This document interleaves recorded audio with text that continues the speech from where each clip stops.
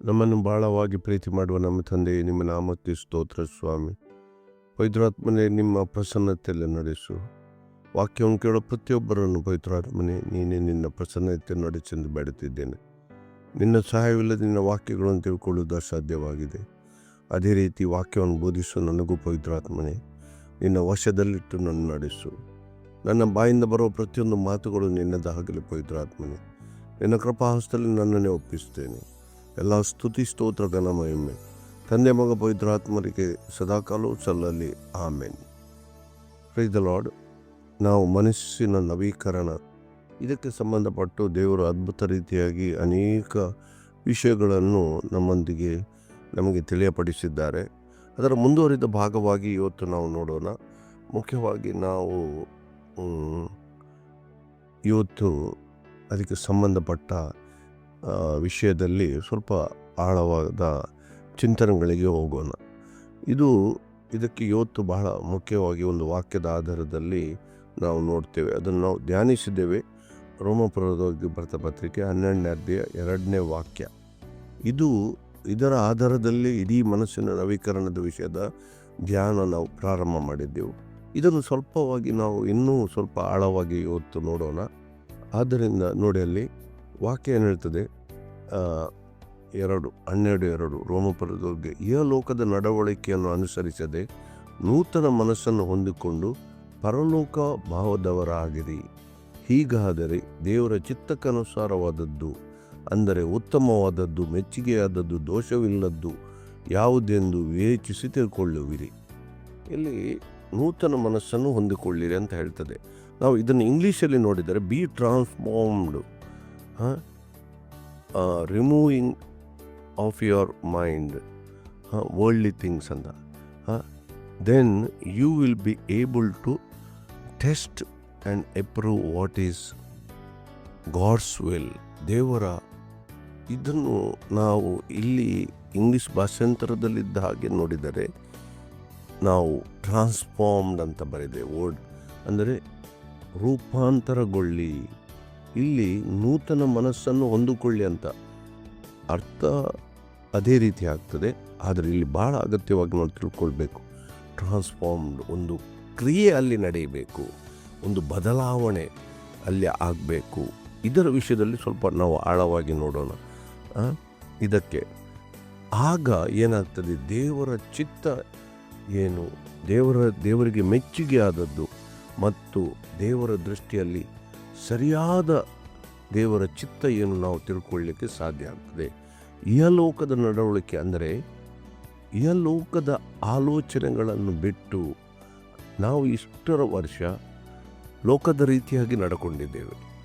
ಲೋಕಕ್ಕೆ ಸಂಬಂಧಪಟ್ಟ ಆಲೋಚನೆಗಳು ನಮ್ಮಲ್ಲಿ ಬಲವಾಗಿದೆ. ಆದ್ದರಿಂದ ಅದನ್ನು ಬಿಟ್ಟು ಅಂತ ಬರೆದಿದೆ.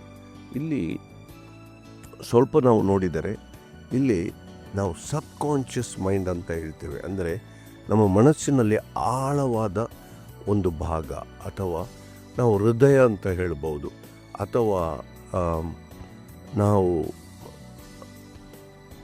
ಅಂತರಾತ್ಮ ಅಂತ ಹೇಳ್ಬೋದು.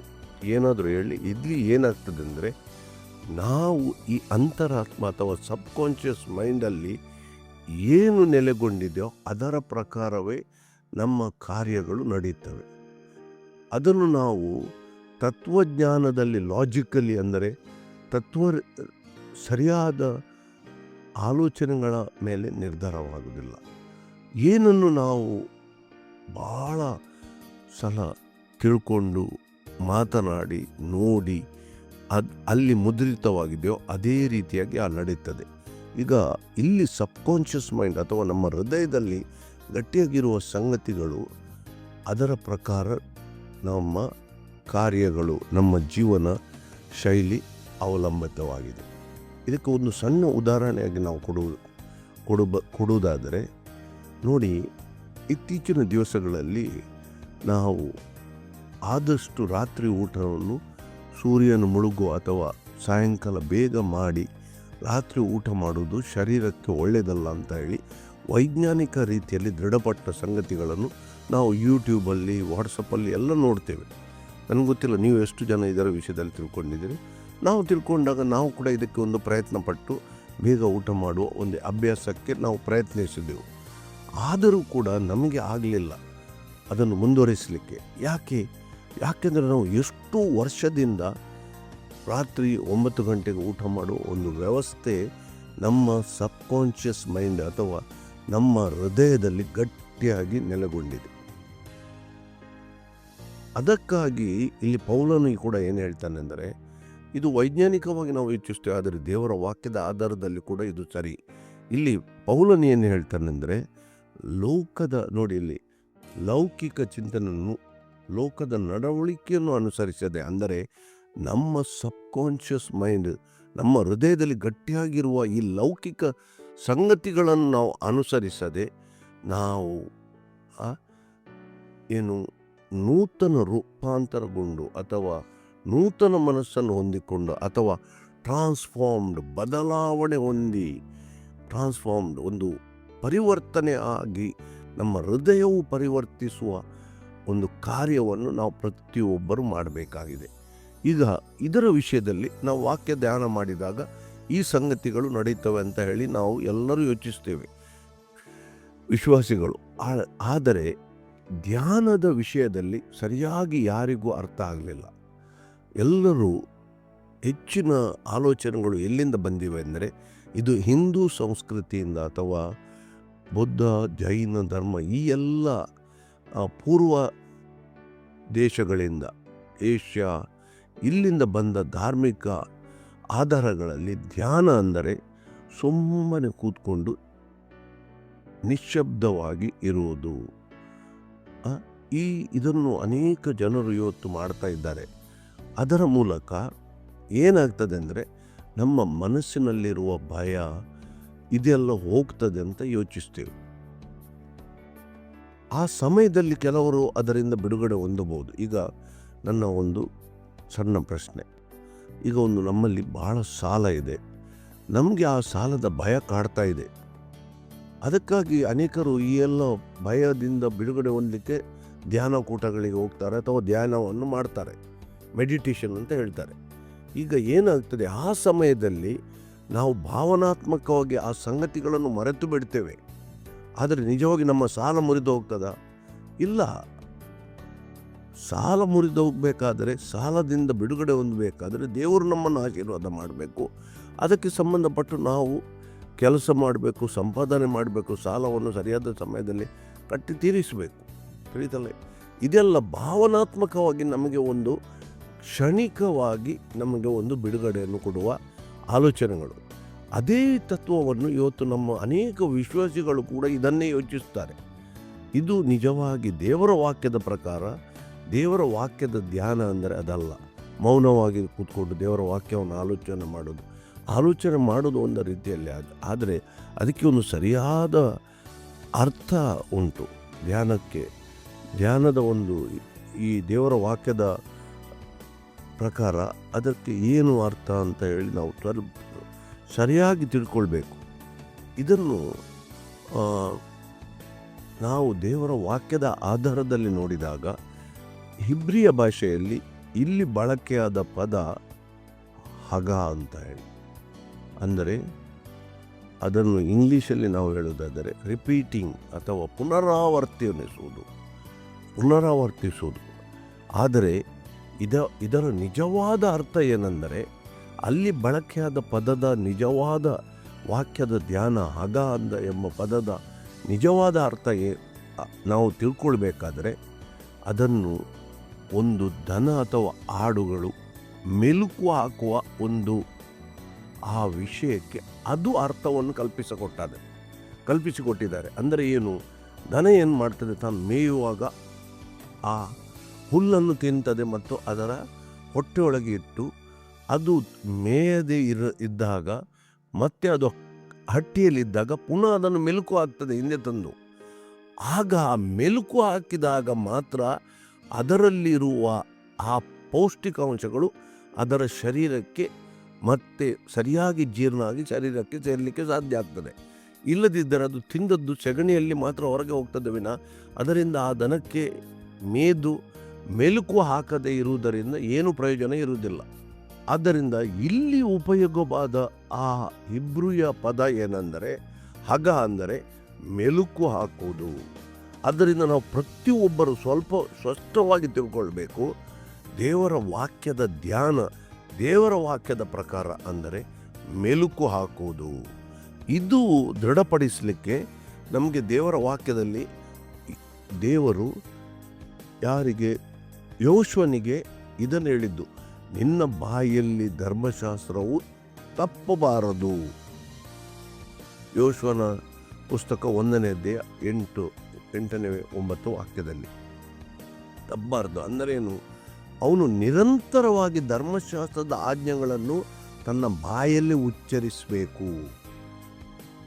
ನಿರಂತರ ಅಂತ ಹೇಳಿ ಕೇವಲ ಒಂದು ಸಲ. ಅದು ಎಲ್ಲಿ ಆ ಆಜ್ಞೆಗಳು ಅವನ ಅಂತರಾತ್ಮ ಅಥವಾ ಹೃದಯ ಅಥವಾ ಸಬ್ಕಾನ್ಷಿಯಸ್ ಮೈಂಡ್ ಅಂತ ಹೇಳ್ತೇವೆ, ಅಲ್ಲಿ ದೃಢವಾಗಿರುವ ತನಕ ಅದು ಅವನು ಅದನ್ನು ಉಚ್ಚರಿಸಬೇಕಂತ ತಿಳಿದಲ್ಲ. ಅದು ಧ್ಯಾನ, ಮೆಲುಕು ಹಾಕೋದು. ಅದಕ್ಕಾಗಿ ದೇವರ ವಾಕ್ಯವನ್ನು ನಾವು ಒಂದು ಸಾರಿ ಓದಿದ ಕೂಡಲೇ ಅದು ನಮಗೆ ಅದರಿಂದ ಏನು ಪ್ರಯೋಜನ ಇಲ್ಲ, ತಿಳಿತಲ್ಲ. ಇದಕ್ಕೆ ಸಂಬಂಧಪಟ್ಟು ಮೊದಲು ಏನು ಮಾಡಬೇಕು? ನಾವು ದೇವರ ವಾಕ್ಯವನ್ನು ಓದುತ್ತೇವೆ, ಅದನ್ನು ನಂತರ ಅರ್ಥ ಮಾಡಿಕೊಳ್ಳುತ್ತೇವೆ. ಅದನ್ನು ಅರ್ಥ ಮಾಡಿಕೊಂಡು ಮೊದಲು ನಾವು ವಾಕ್ಯವನ್ನು ಓದುವುದು, ಅದರ ನಂತರ ಅದನ್ನು ಅರ್ಥ ಮಾಡಿಕೊಳ್ಳುವುದು ಮತ್ತು ಅದರ ವಿಷಯವಾಗಿ ಆಲೋಚಿಸುವುದು. ಅದರ ವಿಷಯವನ್ನು ಆಲೋಚಿಸಿದಾಗ ಈ ಸಂಗತಿಗಳನ್ನು ಪುನರಾವರ್ತಿಸುವುದು ನಿರಂತರವಾಗಿ. ಯಾಕೆಂದರೆ ದೇವರ ವಾಕ್ಯವನ್ನು ನಾವು ಎಷ್ಟು ಜಗಿತೇವೋ ಅಷ್ಟು ಅದರಿಂದ ರಸ ಬರ್ತಾ ಇರ್ತದೆ. ಅದು ಮಾತ್ರ ನಮಗೆ ಆತ್ಮಿಕ ಬಲಕ್ಕೆ ನಮಗೆ ಅನುಕೂಲ ಆಗ್ತದೆ. ಸುಮ್ಮನೆ ಒಂದು ಸಾರಿ ನಾವು ವಾಕ್ಯ ಓದಿದ ಕೂಡಲೇ ಅದು ಯಾವ ಪ್ರಯೋಜನಕ್ಕೆ ಬರೋದಿಲ್ಲ. ಆದ್ದರಿಂದ ಬಹಳ ಅಗತ್ಯವಾಗಿ ನಾವು ಇಲ್ಲಿ ತಿಳ್ಕೊಳ್ಬೇಕಾದ ಸಂಗತಿ ಏನೆಂದರೆ, ದೇವರ ವಾಕ್ಯವನ್ನು ಮೆಲುಕು ಹಾಕುವ ಒಂದು ವ್ಯವಸ್ಥೆಯಲ್ಲಿ ನಾವು ಬರಬೇಕು. ಅಂದರೆ ವಾಕ್ಯವನ್ನು ಓದಬೇಕು, ಅದನ್ನು ಧ್ಯಾನಿಸಬೇಕಂದರೆ ಅದರ ಅರ್ಥವನ್ನು ತಿಳ್ಕೊಳ್ಬೇಕು, ಅದರ ವಿಷಯದಲ್ಲಿ ನಾವು ಆಲೋಚಿಸಬೇಕು ಮತ್ತು ಅದನ್ನು ಪುನರಾವರ್ತಿಸಬೇಕು. ಕೇವಲ ಒಂದೇ ದಿವಸ ಓದಿದಾಗ ಈ ಸಂಗತಿಗಳು ನಮ್ಮ ಅಂತರಾತ್ಮ ಅಥವಾ ನಮ್ಮ ಹೃದಯದಲ್ಲಿ ಗಟ್ಟಿಯಾಗಿ ನೆಲೆಗೊಳ್ಳುವುದಿಲ್ಲ. ಆದ್ದರಿಂದ ನಮ್ಮಲ್ಲಿ ಯಾವ ಬದಲಾವಣೆಗಳು ಆಗುವುದಿಲ್ಲ. ಅದಕ್ಕಾಗಿ ನೋಡಿ, ಅಲ್ಲಿ ಕೀರ್ತನೆ 1 ಇದಕ್ಕೆ ಬಹಳ ಅಗತ್ಯವಾದ, ಬಹಳ ಅದ್ಭುತವಾದ ಒಂದು ಉದಾಹರಣೆಯಾಗಿ ಇಲ್ಲಿ ಕೊಡಲ್ಪಟ್ಟಿದೆ. ನಾವು ಕೀರ್ತನೆಗೆ ಹೋಗೋಣ. 1ನೇ ಕೀರ್ತನೆ. ಇದನ್ನು ನಾವು ಮೊದಲು ಒಂದು ಸಲ ಧ್ಯಾನಿಸಿದ್ದೇವೆ. ಕೀರ್ತನೆಗೆ ಸಂಬಂಧಪಟ್ಟ ದೇವರ ವಾಕ್ಯಕ್ಕೆ ವಿಷಯದಲ್ಲಿ. ಆದರೆ ಇವತ್ತು ಪುನಃ ಇದನ್ನು ನೋಡೋಣ. ನಾವು 1ನೇ ಕೀರ್ತನೆ. ಯಾವನು ದುಷ್ಟರ ಆಲೋಚನೆಯಂತೆ ನಡೆಯದೆ ಪಾಪಾತ್ಮರ ಮಾರ್ಗದಲ್ಲಿ ನಿಂತುಕೊಳ್ಳದೆ ಧರ್ಮನಿಂದಕರೊಡನೆ ಕೂತುಕೊಳ್ಳದೆ ಯೆಹೋವನ ಧರ್ಮಶಾಸ್ತ್ರದಲ್ಲಿ ಆನಂದ ಪಡುವವನಾಗಿ ಅದನ್ನೇ ಹಗಲಿರುಳು ಧ್ಯಾನಿಸುತ್ತಿರುವನು, ಅವನು ಎಷ್ಟೋ ಧನ್ಯನು. ಅವನು ನೀರಿನ ಕಾಲುವೆಗಳ ಬಳಿಯಲ್ಲಿ ಬೆಳೆದಿರುವ ಮರದ ಹಾಗಿರುವನು. ಅಂಥ ಮರವು ತಕ್ಕ ಕಾಲದಲ್ಲಿ ಫಲ ಕೊಡುತ್ತದಲ್ಲ, ಅದರ ಎಲೆ ಬಾಡುವುದೇ ಇಲ್ಲ. ಅದರಂತೆ ಅವನ ಕಾರ್ಯವೆಲ್ಲವೂ ಸಫಲವಾಗುವುದು. ನೋಡಿ, ಇಲ್ಲಿ ಏನು ಬರೆದಿದೆ ಅಂದರೆ ಅವನ ಎಲ್ಲ ಕಾರ್ಯಗಳು ಸಫಲ ಆಗೋದು. ಒಂದು ಕಾರ್ಯ ಅಂತ ಬರೆದಿಲ್ಲ. ಬಹಳ ಅಗತ್ಯವಾಗಿ ನಾವು ಇವತ್ತು ನಮ್ಮ ವಿಶ್ವಾಸಿಗಳು ಈ ಎಲ್ಲ ಸಂಗತಿಗಳನ್ನು ಬಹಳ ಹಗುರವಾಗಿ ತಗೊಂಡು ಧ್ಯಾನವನ್ನು ಸರಿಯಾದ ದೇವರ ವಾಕ್ಯದ ಆಧಾರದಲ್ಲಿ ಅದನ್ನು ವಾಕ್ಯವನ್ನು ಧ್ಯಾನ ಮಾಡದೆ ಅವರ ಜೀವಿತದಲ್ಲಿ ಅವರ ಕೆಲಸಗಳು ಸಫಲವಾಗದೇ ಇರಲಿಕ್ಕೆ ಮುಖ್ಯ ಕಾರಣ ಇದು. ಇನ್ನೂ ಅಲ್ಲೇ ಉಳ್ಕೊಂಡಿದ್ದಾರೆ, ಅಭಿವೃದ್ಧಿ ಕಾಣ್ತಾ ಇಲ್ಲ. ದೇವರು ನಮ್ಮನ್ನು ಅಭಿವೃದ್ಧಿ ಪಡಿಸಿ ಉನ್ನತ ಸ್ಥಾನದಲ್ಲಿ ಇರಲಿಕ್ಕೆ ದೇವರು ನಮ್ಮನ್ನು ಕರೆದದ್ದು. ಅದಕ್ಕಾಗಿ ಎಲ್ಲ ವಾಕ್ಯಗಳ ಮೂಲಕ ದೇವರು ನಮ್ಮನ್ನು ಸಿದ್ಧಪಡಿಸುತ್ತಾನೆ, ಒಂದು ತನ್ನ ಮಹಿಮೆಯನ್ನು ಲೋಕಕ್ಕೆ ತೋರ್ಪಡಿಸಲಿಕ್ಕೆ.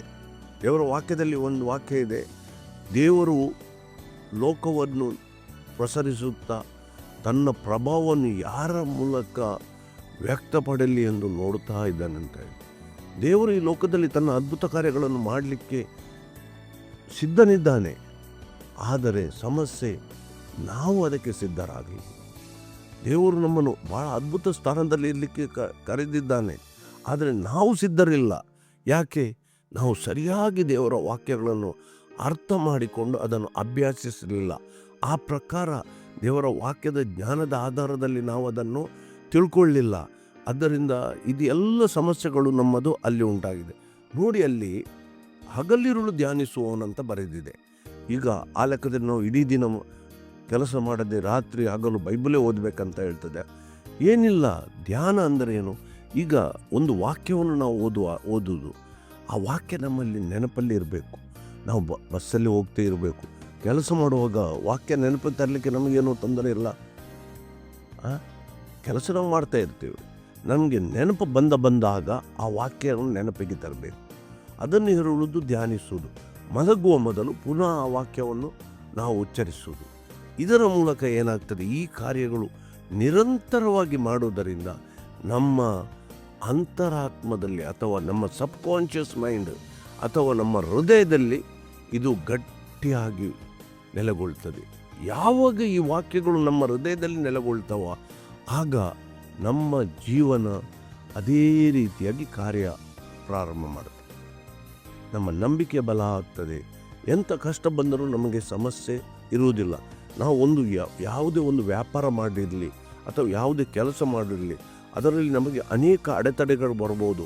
ಅದರಲ್ಲಿ ಒಂದು ಹಂತದಲ್ಲಿ ನಮಗೆ ಸಂಪೂರ್ಣ ನಷ್ಟ ಆಗಿರ್ಬೋದು. ಆದರೆ ಈ ವಾಕ್ಯಗಳು ದೇವರು ನಮ್ಮನ್ನು ಕೈ ಬಿಡುವುದಿಲ್ಲ ಎಂಬ ವಾಕ್ಯಗಳು ನಮ್ಮಲ್ಲಿ ಬಲವಾಗಿ ನಮ್ಮ ಅಂತರಾತ್ಮದಲ್ಲಿ ಅಥವಾ ನಮ್ಮ ಹೃದಯದಲ್ಲಿ ಅಥವಾ ನಮ್ಮ ಸಬ್ಕಾನ್ಷಿಯಸ್ ಮೈಂಡಲ್ಲಿ ಗಟ್ಟಿಯಾಗಿದ್ದರೆ ನಾವು ಪುನಃ ಅದನ್ನು ಕಾರ್ಯ ಸಾಧಿಸಲಿಕ್ಕೆ ಸಾಧ್ಯ ಆಗ್ತದೆ. ತಿಳಿತಲ್ಲ? ನಮಗೆ ನಷ್ಟ ಆಯ್ತೆಂಬ ಭಯ ನಮ್ಮಲ್ಲಿ ಇರುವುದಿಲ್ಲ. ನಮಗೆ ದೇವರು ಎಲ್ಲವನ್ನು ಮಾಡಲಿಕ್ಕೆ ಸಾಧ್ಯ ಇದೆ ಅಂತ ಹೇಳಿ ದೇವರು ನಮ್ಮನ್ನು ಆಶೀರ್ವದಿಸಲಿಕ್ಕೆ ಸಾಧ್ಯ ಇದೆ. ಮತ್ತು ದೇವರು ಕಾರ್ಯ ಮಾಡುವಾಗ ಆ ಪ್ರಕಾರವಾಗಿ ಅದಕ್ಕೆ ಸಂಬಂಧಪಟ್ಟ ವಿಷಯಗಳನ್ನೇ ದೇವರು ಮಾಡಿಕೊಂಡು ಹೋಗ್ತಾರೆ. ಅದರಿಂದ ನಾನು ಯೋಚಿಸಿದ್ದು ಎಲ್ಲ ನಷ್ಟ ಆದದನ್ನು ಪುನಃ ಮಾಡಬೇಕಂತಲ್ಲ, ಪ್ರಾರ್ಥನೆಯಲ್ಲಿ ಇಡಬೇಕು. ದೇವರು ನಿನ್ನ ಇಚ್ಛೆ ಏನಂತ ತಿಳ್ಕೊಳ್ಬೇಕು. ದೇವರು ಅದನ್ನು ನಾವು ಮುಂದುವರಿಸುವ ಇಚ್ಛೆ ಇದ್ದರೆ ಅದನ್ನು ಮುಂದುವರಿಸಬೇಕು. ಆದರೆ ನಮ್ಮ ಭಯದಿಂದಾಗಿ ಆ ಕಾರ್ಯವನ್ನು ನಾವು ನಿಲ್ಲಿಸಿದರೆ ನಮಗೆ ಆಶೀರ್ವಾದ ಹೊಂದಲಿಕ್ಕೆ ಸಾಧ್ಯ ಇಲ್ಲ.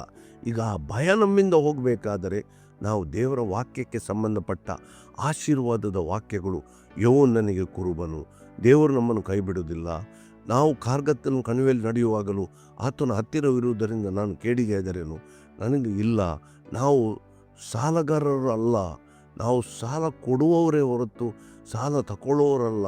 ಎಲ್ಲ ವಾಕ್ಯಗಳಿಂದ ನಮ್ಮನ್ನೇ ನಾವು ಬಲಪಡಿಸಿಕೊಂಡಾಗ ನಮಗೆ ಈ ನಮ್ಮ ನಷ್ಟದಲ್ಲಿದ್ದ ಕೆಲಸ ಕಾರ್ಯಗಳನ್ನು ಲಾಭದಾಯಕವಾಗಿ ದೇವರ ಇಚ್ಛೆ ಪ್ರಕಾರ ಮುಂದುವರಿಸಲಿಕ್ಕೆ ಸಾಧ್ಯ ಆಗ್ತದೆ.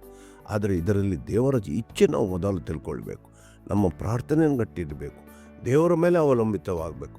ನಿನ್ನ ಇಚ್ಛೆ ಇದ್ದರೆ ಮಾತ್ರ ಈ ಕಾರ್ಯ ನಡೆಯಲಿ ಸ್ವಾಮಿ, ನಿನ್ನ ಇಚ್ಛೆ ನನಗೆ ತಿಳಿಯಪಡಿಸು, ಆ ಪ್ರಕಾರ ನನಗೆ ಮಾಡಲಿಕ್ಕೆ ಸಹಾಯ ಮಾಡು. ಎಲ್ಲ ಪ್ರಾರ್ಥನೆಗಳಿಂದ ವಾಕ್ಯಗಳಿಂದ ನಾವು ಮುಂದುವರಿದಾಗ ನಮ್ಮಲ್ಲಿ ಆ ಭಯ ಹೋಗಿ ಬರ್ತದೆ. ಇಷ್ಟು ನಷ್ಟ ಆಗಿತ್ತು, ಪುನಃ ನಷ್ಟ ಆದರೆ ಏನಾಗ್ತದೆ, ಎಲ್ಲ ಭಯ ಹೋಗಿಬಿಡ್ತದೆ. ಯಾಕೆ?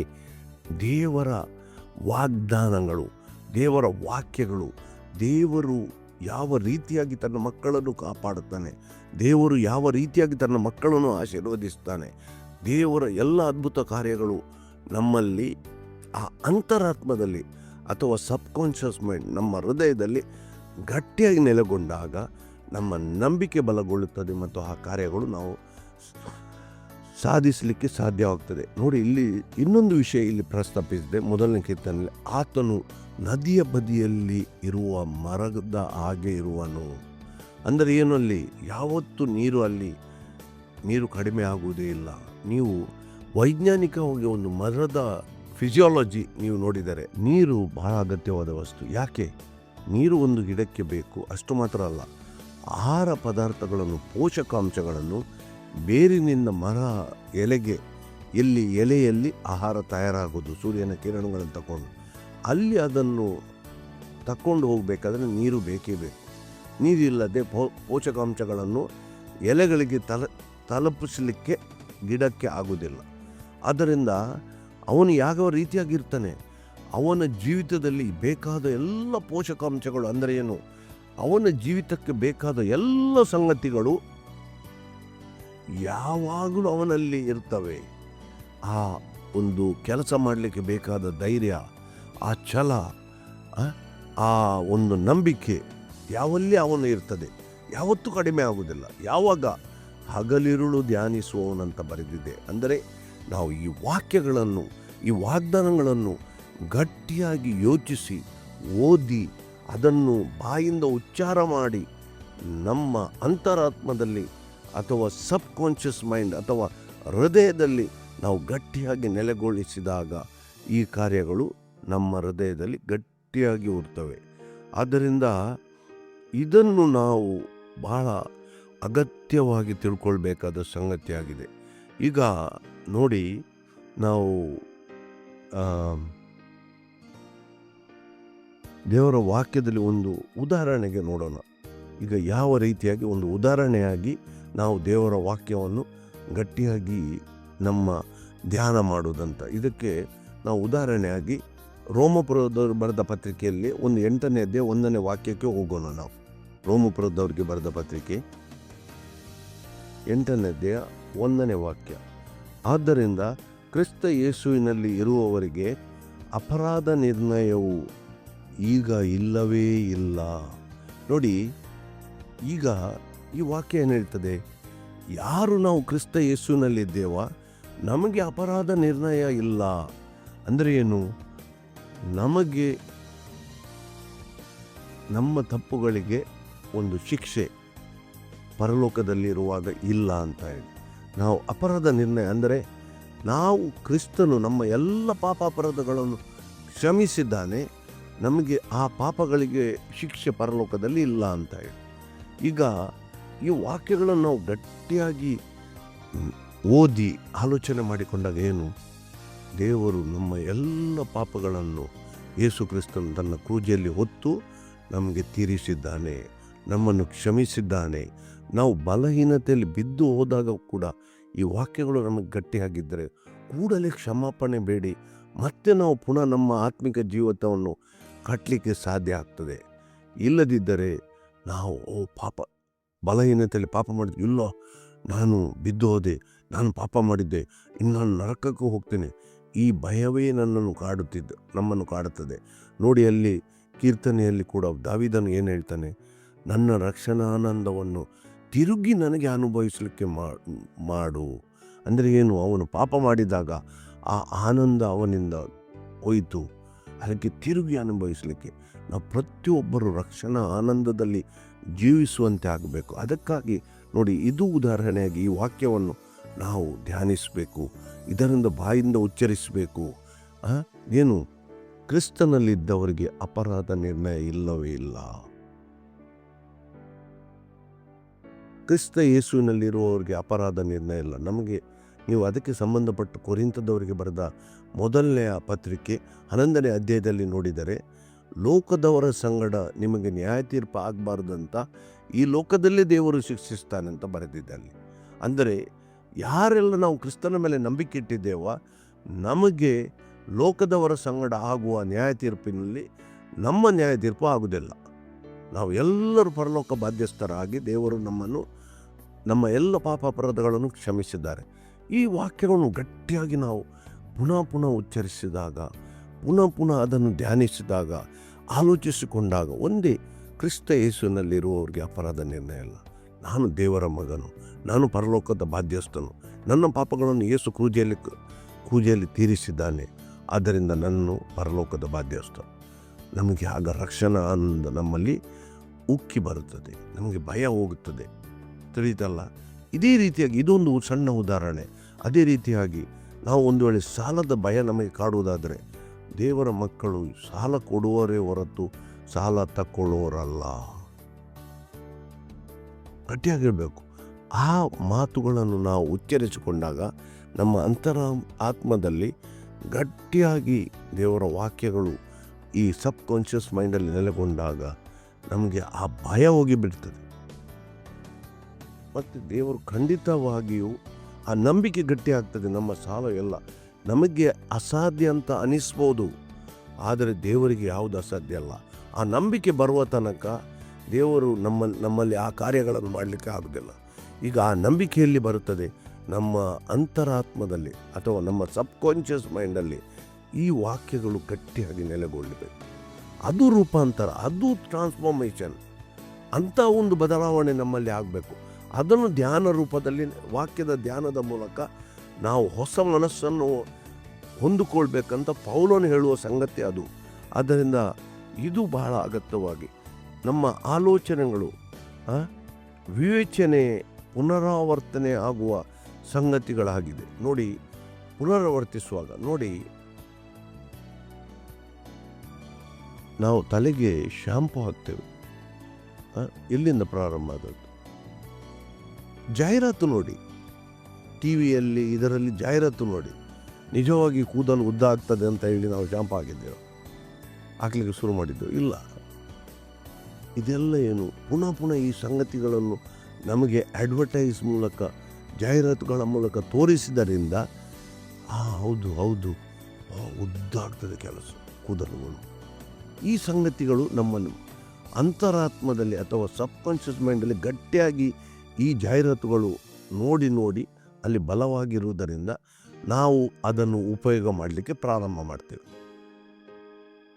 ನಾವು ನಿಜವಾಗಿ ಅದು ಹೌದಾ, ಇದಕ್ಕೆ ವೈಜ್ಞಾನಿಕ ಆಧಾರ ಉಂಟಾ, ಯಾರಾದರೂ ಉದ್ದಾದದ್ದು ಸಾಕ್ಷಿ ಉಂಟಾ ಕೇಳಿ ನಾವು ಮಾಡಿದ್ದೇವ? ಇಲ್ಲ.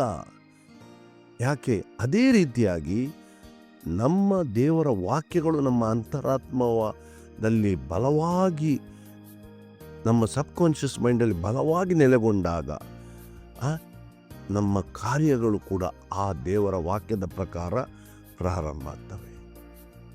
ಅದಕ್ಕಾಗಿ ದೇವರ ವಾಕ್ಯ ಹೇಳ್ತದೆ, ನೀವು ವಾಕ್ಯದಲ್ಲಿ ನೆಲೆಗೊಂಡಿದ್ದರೆ, ನೀವು ವಾಕ್ಯ, one who dwells in the secret place of most high, ಅಲ್ಲಿ ಯೋಹಾನನ ಪತ್ರಿಕೆಯನ್ನು ನೋಡ್ತೇವೆ. ನೀವು ವಾಕ್ಯದಲ್ಲಿ ನೆಲೆಗೊಂಡಿದ್ದರೆ, ನೋಡಿ ದೇವರ ವಾಕ್ಯ ಹೇಳ್ತದೆ, ನೀವು ವಾಕ್ಯದಲ್ಲಿ ನೆಲೆಗೊಂಡಿದ್ದರೆ ಏನು ಬೇಕಾದರೂ ಕೇಳಿಕೊಳ್ಳಿರಿ, ಅದು ನಿಮಗೆ ಸಿಕ್ಕುವುದು. ಯಾಕೆಂದರೆ ಆ ವಾಕ್ಯಗಳು ನಮ್ಮಲ್ಲಿ ಗಟ್ಟಿಯಾಗಿ ಅಂತರಾತ್ಮದಲ್ಲಿ ಅಥವಾ ನಮ್ಮ ಸಬ್ಕಾನ್ಷಿಯಸ್ ಮೈಂಡಲ್ಲಿ ಗಟ್ಟಿಯಾಗಿ ನೆಲೆಗೊಂಡಿದ್ದಾಗ, ಅದು ಗಟ್ಟಿಯಾಗಿ ಇದ್ದದರಿಂದ ನಮ್ಮ ನಂಬಿಕೆ ಹೆಚ್ಚಾಗ್ತದೆ. ನಮ್ಮ ನಂಬಿಕೆ ಹೆಚ್ಚಾಗ ದೇವರ ಕಾರ್ಯಗಳು ನಡೆಯುತ್ತವೆ. ಆದ್ದರಿಂದ ಬಹಳ ಅಗತ್ಯವಾಗಿ ನಾವು ತಿಳ್ಕೊಳ್ಬೇಕು. ಇದನ್ನು ಬಹಳ ಸುಲಭದಲ್ಲಿ ನಾವು ಪ್ರಾರಂಭ ಮಾಡೋಣ. ಏನು? ಒಂದು ದಿವಸ ಒಂದು ವಾಕ್ಯವನ್ನು ಇಟ್ಕೊಳ್ಳೋಣ. ಒಂದು ವಾಕ್ಯ, ಅದನ್ನು ಬೆಳಿಗ್ಗೆ ನಾವು ಎದ್ದಾಕ್ಷಣ ಓದೋಣ, ಗಟ್ಟಿಯಾಗಿ ಮಲಗುವ ಮೊದಲು ಓದೋಣ. ನಾವು ಕೆಲಸ ಸಮಯದಲ್ಲಿ ಈ ವಾಕ್ಯವನ್ನೇ ನೆನೆಸೋಣ. ಇದನ್ನೇ ಒಂದು ನಿರಂತರವಾಗಿ ನಮ್ಮ ಮನಸ್ಸಿನಲ್ಲಿ ಗಟ್ಟಿಯಾಗೋ ತನಕ ಈ ಪ್ರಕ್ರಿಯೆಯನ್ನು ಮುಂದುವರಿಸುವ ಅಷ್ಟೇ, ಬೇರೆ ಏನು ಮಾಡಬೇಕಂತ ಇಲ್ಲ. ಇದು ನಿಜವಾದ ವಾಕ್ಯದ ಧ್ಯಾನ. ಇದು ಆ ವಾಕ್ಯ ನಮ್ಮ ಅಂತರಾತ್ಮದಲ್ಲಿ ನೆಲೆಗೊಳ್ಳುತ್ತದೆ, ನಮ್ಮ ಹೃದಯದಲ್ಲಿ ಗಟ್ಟಿಯಾಗಿ ಬೇರೂರುತ್ತದೆ. ಆದ್ದರಿಂದ ಇದು ನಾವು ಭಾಳ ಅಗತ್ಯವಾಗಿ, ಇಲ್ಲದಿದ್ದರೆ ನಾವು ಲೌಕಿಕ ಜನರಾಗಿಯೇ ಉಳಿತೇವಿನ ಇತರರಂತೆ ನಮ್ಮಲ್ಲಿ ಯಾವ ಬದಲಾವಣೆಗಳು ಆಗಲಿಕ್ಕೆ ಸಾಧ್ಯ ಇಲ್ಲ. ನಾವು ಸರಿಯಾದ ದೇವರ ವಾಕ್ಯದ ಆಧಾರದಲ್ಲಿ ನೋಡಿ, ಯೆಹೋಶುವನ ವಿಷಯದಲ್ಲಿ ನಾವು ಎಲ್ಲ ತಿಳ್ಕೊಂಡಿದ್ದೇವೆ. ದೇವರು ಯಾವ ರೀತಿಯಾಗಿ ಅವನು ಅದ್ಭುತ, ಒಬ್ಬ ಜಯಶೀಲ ವ್ಯಕ್ತಿ ಆದನು. ಎಲ್ಲ ಆಧಾರಗಳು ನಾವು ನೋಡ್ತೇವೆ. ದಾನಿಯೇಲನ ಜೀವಿತದಲ್ಲಿ ನೋಡಿ, ಎಲ್ಲ ಜೀವಿತ ಅವರು ನಿರಂತರವಾಗಿ ವಾಕ್ಯದ ಧ್ಯಾನದಲ್ಲಿ ಇದ್ದ ವ್ಯಕ್ತಿಗಳು. ಅವರಲ್ಲಿ ಒಂದು ಶಿಸ್ತುಬದ್ಧವಾದ ಇದಿದೆ. ಅದರಿಂದ ವಾಕ್ಯ ಧ್ಯಾನ ಅಂತ ಖಾಲಿ ಒಂದು ಸಾರಿ ಓದಿದ ಕೂಡಲೇ ಯಾವ ಬದಲಾವಣೆಗಳು ಆಗೋದಿಲ್ಲ. ನಾವು ಅದನ್ನು ಗಟ್ಟಿಯಾಗಿ ಮತ್ತೆ ಮತ್ತೆ ಪುನಃ ಪುನಃ ಅದನ್ನು ಉಚ್ಚಾರಿಸಿ ಅದರ ವಿಷಯದಲ್ಲಿ ಆಲೋಚನೆಗಳು ಮಾಡಿ, ಈ ವಾಕ್ಯಗಳು ಯಾವತ್ತೂ ನಮ್ಮ ಬಾಯಲ್ಲಿ ಬರಬೇಕು. ಏನಾದರೂ ಒಂದು ಪರಿಸ್ಥಿತಿ ಇರುವಾಗ ನಮ್ಮ ಬಾಯಿಂದ ಟಕ್ಕ ಆ ವಾಕ್ಯಗಳು ಬರಬೇಕು. ಆ ರೀತಿಯಾಗಿ ನಮ್ಮ ಹೃದಯದಲ್ಲಿ ಅದು ತುಂಬಿಕೊಂಡಿರಬೇಕು. ಆಗ ಮಾತ್ರ ನಾವು ಆಶೀರ್ವಾದ ಹೊಂದಲಿಕ್ಕೆ ಸಾಧ್ಯ ಆಗುತ್ತೆ. ಆದ್ದರಿಂದ ಇವತ್ತಿನ ಧ್ಯಾನದಲ್ಲಿ ನಾವು ಬಹಳ ಅಗತ್ಯವಾಗಿ ತಿಳ್ಕೊಳ್ಬೇಕು, ದೇವರ ವಾಕ್ಯವನ್ನು ಧ್ಯಾನ ಮಾಡುವುದು ಹೇಗೆ ಅಂತ ಹೇಳಿ ನಾವು ನೋಡಿದೆವು. ಒಂದೊಂದು ನಮಗೆ ಅನುಕೂಲವಾದ, ನಮ್ಮ ಜೀವಿತಕ್ಕೆ ಅನುಕೂಲವಾದ ಅಥವಾ ನಮಗೆ ಸರಿ ಬೀಳುವ, ಈಗ ನಾವು ಕ್ರಿಸ್ತ ಯೇಸುವಿನಲ್ಲಿ ಯಾರಿಗಾದರೂ ತಮ್ಮ ಶೋಧನೆಯ ಸಮಯದಲ್ಲಿ ಬಿದ್ದು ಬೀಳುವ ಭಯ ಇದೆ, ಅಥವಾ ತಮ್ಮ ಬಲಹೀನತೆಯಿಂದ ಬಿದ್ದಾಗ ಇಲ್ಲ ನಾನು ಪಾಪದಲ್ಲಿ ಬೀಳ್ತೇನೆ, ಈ ಎಲ್ಲ ಭಯ ಇದ್ದರೆ ಈ ವಾಕ್ಯಗಳು ರೋಮಪುರದವ್ರಿಗೆ ಬರೆದ ಪತ್ರಿಕೆ 8ನೇ ಅಧ್ಯಾಯ 1ನೇ ವಾಕ್ಯ, ಅದಕ್ಕೆ ಸಂಬಂಧಪಟ್ಟು ಕೊರಿಂಥದವರಿಗೆ 11ನೇ ಅಧ್ಯಾಯದಲ್ಲಿ ಕೂಡ ಇದಕ್ಕೆ ಸಂಬಂಧಪಟ್ಟ ಅನೇಕ ವಾಕ್ಯಗಳಿವೆ. ಕ್ರಿಸ್ತನು ನಮಗೋಸ್ಕರ ಕ್ರೂಜೆಯಲ್ಲಿ ಎಲ್ಲವನ್ನು ಹೊತ್ತುಕೊಂಡನು, ಕೆಲವು ಪಾಪ ಅಂತಲ್ಲ, ನಮ್ಮ ಎಲ್ಲ ಪಾಪಗಳನ್ನು ಕ್ಷಮಿಸಿದ್ದಾನೆ. ಇದಕ್ಕೆ ಸಂಬಂಧಪಟ್ಟು ನಾನು ನಿಮ್ಮ ಪಾಪವನ್ನು ನೆನಪಿಗೆ ತರುವುದೇ ಇಲ್ಲ, ನಿಮ್ಮ ಪಾಪಗಳು ಕಡು ಕೆಂಪಾಗಿದ್ದರೂ ಹಿಮದಂತೆ ಬೆಳ್ಳಗೆ ಮಾಡ್ತೀನಿ. ಈ ವಾಕ್ಯಗಳು ನಮ್ಮ ಬಾಯಿಂದ ಬರ್ತಾ ಇದ್ದರೆ ನಮ್ಮಲ್ಲಿ ಒಂದು ಕ್ಷಮಿಸುವಿಕೆಯ ದೃಢವಾದ ನಂಬಿಕೆ ಗಟ್ಟಿಯಾಗಿ ನಮ್ಮ ಹೃದಯದಲ್ಲಿ ಬೇರೂರಿದ್ರಿಂದ ನಾವು ಆ ಭಯದಲ್ಲಿ ಬೀಳುವುದಿಲ್ಲ. ಆದ್ದರಿಂದ ಸ್ಪಷ್ಟವಾಗಿ ನಾವು ತಿಳ್ಕೊಳ್ಳೋಣ, ಈ ಎಲ್ಲ ದೇವರು ಎಂಥ ಕಾರ್ಗತ್ತನ ಕಣಿವೆಯಲ್ಲಿ ನಡೆಯುವಾಗಲೂ, ನಾವು ಕಷ್ಟದ ಪರಿಸ್ಥಿತಿ ಇದ್ದಾಗಲೂ ಕೂಡ ನಮ್ಮನ್ನು ದೇವರು ಕೈ ಬಿಡುವುದಿಲ್ಲ. ಈ ಎಲ್ಲ ವಾಕ್ಯಗಳ ಮೂಲಕ ನಾವು ಬಲಗೊಳಿಸಿದಾಗ, ನಮ್ಮ ಅಂತರಾತ್ಮದಲ್ಲಿ ಗಟ್ಟಿಯಾಗಿ ಬೇರೂರಿ ನಿಂತಾಗ ನಮ್ಮಲ್ಲಿ ಕಾರ್ಯಗಳು ಪ್ರಾರಂಭ ಆಗ್ತದೆ. ಅದರಿಂದ ದೇವರು ನಮ್ಮನ್ನು ಉನ್ನತ ಸ್ಥಾನದಲ್ಲಿ ಇರಲಿಕ್ಕೆ ದೇವರು ಕರೆದಿದ್ದಾರೆ. ಆದ್ದರಿಂದ ಈ ವಾಕ್ಯದ ಆಧಾರದಲ್ಲಿ ಅದನ್ನು ಓದಿ ಪುನರಾವರ್ತಿಸಿ ಮತ್ತೆ ಮತ್ತೆ ಅದನ್ನು ಆಲೋಚನೆ ಅಂದರೆ ಸಮಯ ಇದ್ದಾಗ ಇದೇ ಆ ವಾಕ್ಯಗಳು ನಮ್ಮಲ್ಲಿ ಗಟ್ಟಿಯಾಗಿ ನೆಲೆಗೊಳ್ಳುವ ತನಕ ನಾವು ಅದನ್ನು ಪುನರಾವರ್ತಿಸಬೇಕು. ಅಷ್ಟೇ, ಮತ್ತೆ ದೊಡ್ಡ ಕೆಲಸ ಏನಿಲ್ಲ. ಹಗಲಿರೋರು ಧ್ಯಾನಿಸುವುದಂದರೆ ಬೈಬಲ್ ತಗೊಂಡು ಇಡೀ ದಿನ ಓದುವುದಂತ ಅಲ್ಲ. ಒಂದು ವಾಕ್ಯ ಹಿಡ್ಕೊಳ್ಳೋಣ, ಓದಿದೆವು, ಅದನ್ನು ಗಟ್ಟಿಯಾಗಿ ಓದೋಣ, ಪುನರಾವರ್ತಿಸೋಣ, ಅದರ ವಿಷಯದಲ್ಲಿ ಆಲೋಚನೆ ಮಾಡ್ತಾ ಇರುವೋಣ. ಮಲಗುವ ಮೊದಲು ಪುನಃ ಅದನ್ನು ಉಚ್ಚರಿಸೋಣ. ಈ ಮೂಲಕ ನಮ್ಮಲ್ಲಿ ಹೃದಯದಲ್ಲಿ ನಮ್ಮ ವಾಕ್ಯಗಳು ನೆಲೆಗೊಳ್ತವೆ. ನಮ್ಮ ವಾಕ್ಯಗಳು ನೆಲೆಗೊಂಡಾಗ ನಮ್ಮಲ್ಲಿ ಒಂದು ಪರಿವರ್ತನೆ ಉಂಟಾಗ್ತದೆ ಮತ್ತು ದೇವರ ಆಶೀರ್ವಾದವನ್ನು ಹೊಂದಲಿಕ್ಕೆ ನಮಗೆ ಸಾಧ್ಯ ಆಗ್ತದೆ. ದೇವರು ನಮ್ಮನ್ನು ಆಶೀರ್ವದಿಸುವ ದೇವರು, ನಮ್ಮನ್ನು ಆಶೀರ್ವಾದವಾಗಿ ಈ ಲೋಕದಲ್ಲಿ ಇಟ್ಟು ಒಂದು ಸಾಕ್ಷಿಯಾಗಿ ನಡೆಸುವ ದೇವರಾಗಿದ್ದಾರೆ. ಆತನಿಗೆ ಯುಗ ಯುಗಾಂತರಗಳಿಗೂ ಸ್ತುತಿ ಸ್ತೋತ್ರ ಸಲ್ಲಿಕೆ ಆಗಲಿ. ಆಮೇಲೆ